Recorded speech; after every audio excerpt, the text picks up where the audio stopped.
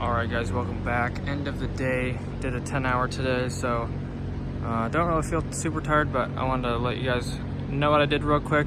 I gotta get going real quick because I got a crochet party to go to tonight, you know what I'm saying?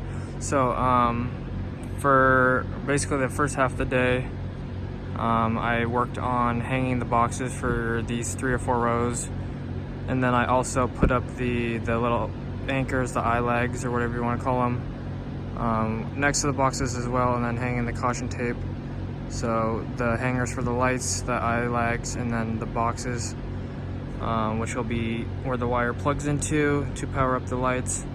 So I did that, and then the second half of the day I moved some of these pipes with a forklift, trying to clear away, but I just kind of went around them afterwards because it said don't worry about it. So I started moving half of them, and then I was pulling MC.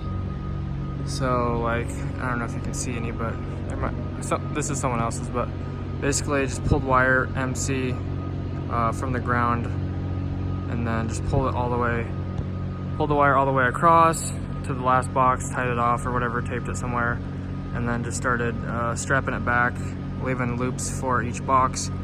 I think there's one right in here somewhere. I can't find it on the screen, but somewhere by that caution tape. Where is it? I literally can't see it. Oh, it's right there. So leave wire there, the little loop. I think that's the one I might have done. No, I didn't do that one. Anyway, so leave it just a loop of wire at each box. We'll come back and make it up later, and then just strap it. You basically can't even see it except at the joints where it goes across. So I took mine up high, some people took them low, but basically can't see them on the bottom. So just run a wire across, and we'll probably be doing that tomorrow. It takes a surprisingly long time to get across, just because the lift is super slow.